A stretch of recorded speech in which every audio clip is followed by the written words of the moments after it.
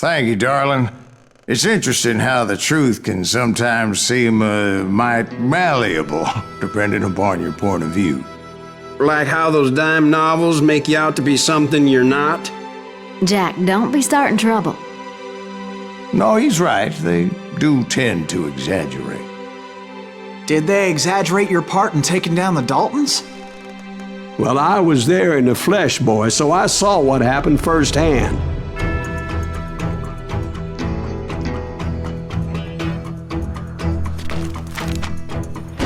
Those Daltons were lawmen once, before they all went bad, robbing banks and trains clear across the territory. Until Coffeeville, of course. I was one of the citizens who took up arms that day. Fighting on the side of the right? I did my best, sir. We all did. It was early morning.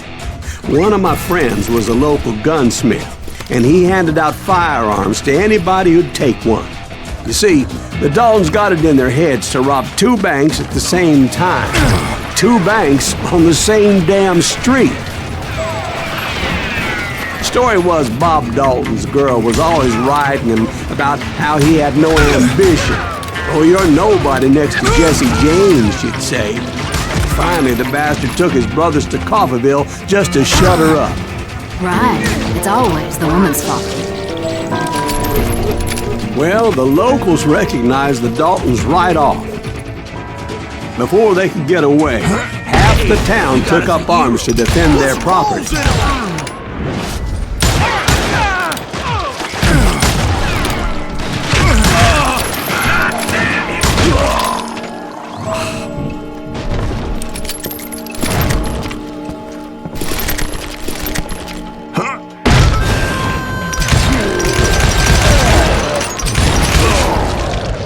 The brothers paid dearly for their stupidity, but everybody knows they had it coming. There's more to it than that.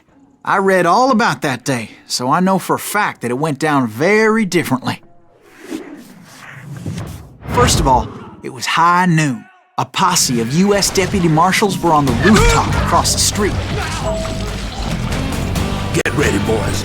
They're gonna make a move. The lawmen had been tracking the Daltons for months. Now they finally had them dead to rights. Among them was a bounty hunter feared by many a lawbreaker. The marshals tried to get the Daltons to surrender. They'll give up eventually. We just gotta wait to settle things out. This bounty hunter knew that the brothers were far too proud to ever lay down their guns.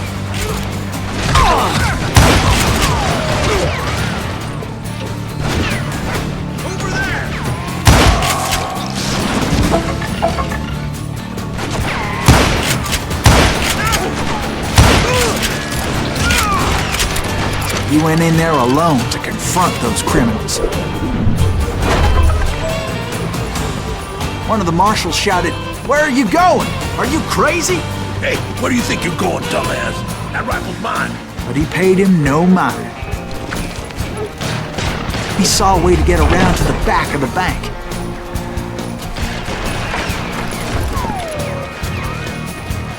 Then he figured out how to hit the Daltons from a direction they weren't expecting.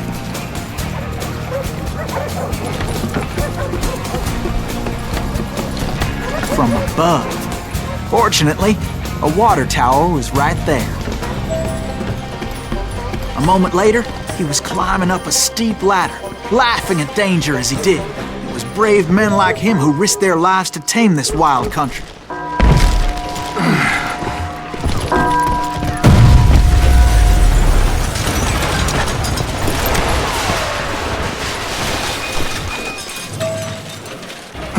We've got company.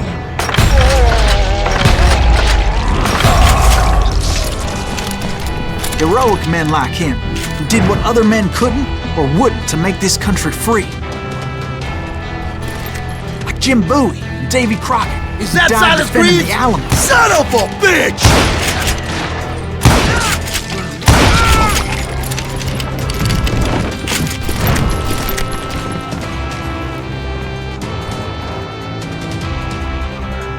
I'm gonna kill you dead!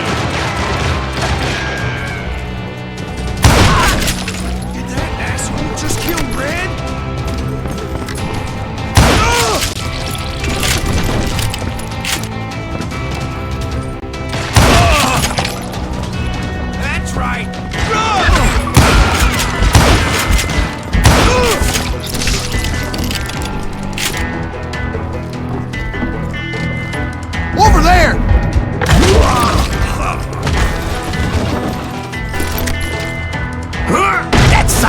Greaves! What the hell? Blam! Blam! He came away victorious, taking down those thieving Daltons.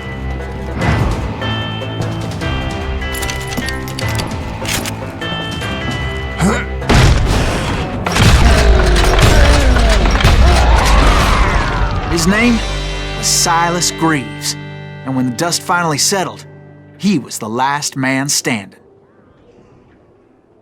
Sorry, kid, but that just wasn't the way it happened.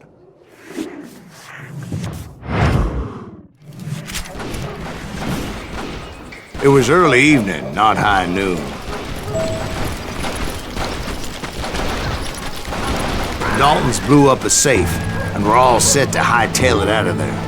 I was late to the party, and Coffeyville was already up in arms.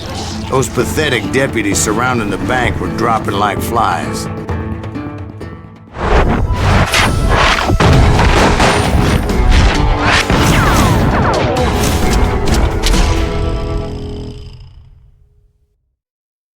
I had been tracking those jokers for months, waiting for them to do something reckless. And finally, they did.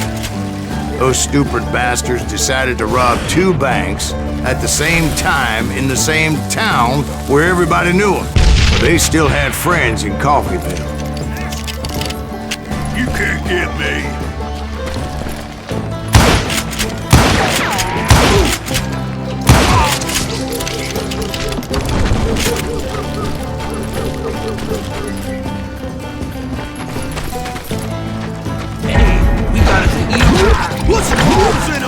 Those friends came after me like a pack of wild dogs, tooth and nail. They were coming at me from all directions. I caught sight of the Daltons running with the money and didn't want to lose them. Problem was, they knew the town better than I did. And to top it off, I found myself in the middle of another shootout entirely. Did the Daltons hole up in somebody's house? No, it was the Smiths, I believe. They were cousins of the Daltons.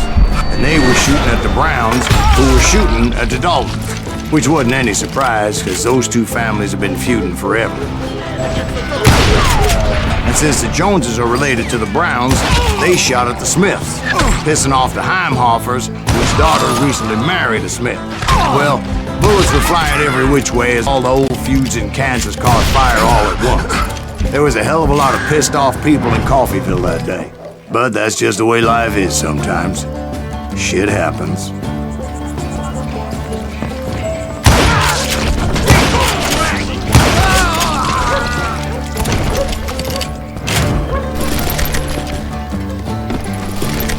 The Dalton boys knew I would never give up. Those Daltons weren't the sharpest knives in the drawer, but they always stood together. They set a trap to slow me down and allow at least 2 of them to escape. The 3rd brother stayed behind to plant me, just in case that trap of theirs didn't work.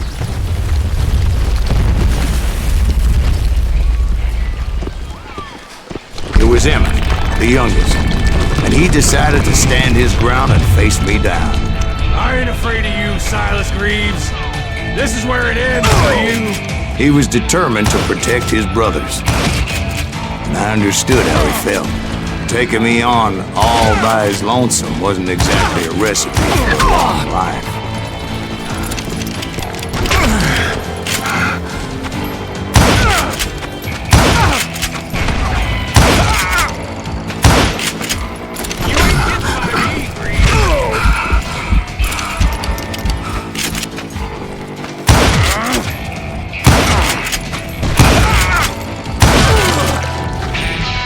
But Emmett Dalton survived the robbery in Coffeyville. He's the only Dalton who did.